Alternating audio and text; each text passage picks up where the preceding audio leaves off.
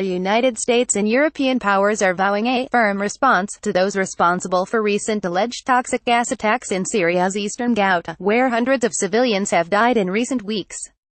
Their warning came as the United Nations human rights chief said Friday that the slaughter of civilians in Ghouta and elsewhere were likely war crimes and potentially crimes against humanity.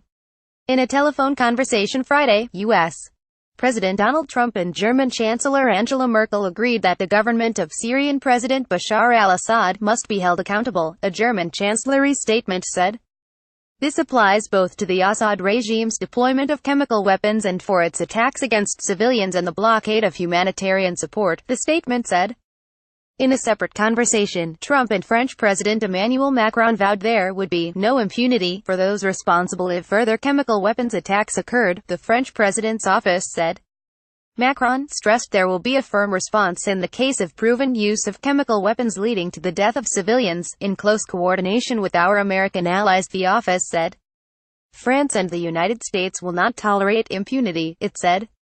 Independent observers and residents have reported several alleged chlorine gas attacks in eastern Ghouta in the last month, including one in which a child allegedly suffocated to death last weekend. Airfield bomb. Trump ordered a massive bombardment of Syria's Shahrad airfield last April after reports of a sarin nerve gas attack in the town of Khan Sheikhan that killed nearly 100 civilians. He said at that time that any further use of such banned weapons of mass destruction would prompt a similar response.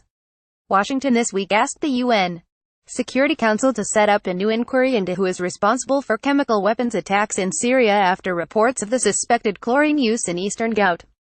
A previous chemical weapons inquiry in Syria died in November when Russia refused to go along with a Western bid to renew its mandate.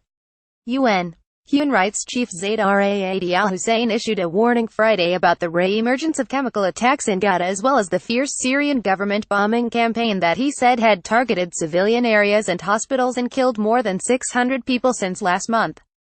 What we are seeing in eastern Ghouta and elsewhere in Syria are likely war crimes and potentially crimes against humanity, Zaid told a meeting of the UN Human Rights Council in Geneva. Civilians are being pounded into submission or death, he said, warning that the perpetrators will not get away with this. The wheels of justice may be slow, but they do grind, Zaid said. Western nations that sit on the rights body drafted a resolution that condemns the government attacks and demands the immediate start of a month-long truce across Syria that the UN Security Council has been seeking. But action on the measure was put off amid disagreement from Russia and other countries about the wording, officials said. Moscow and Damascus both denied that Syria is using chemical weapons or targeting civilians and hospitals in Ghouta. Some material for this article came from AP, AFP, DPA, Interfax and Reuters.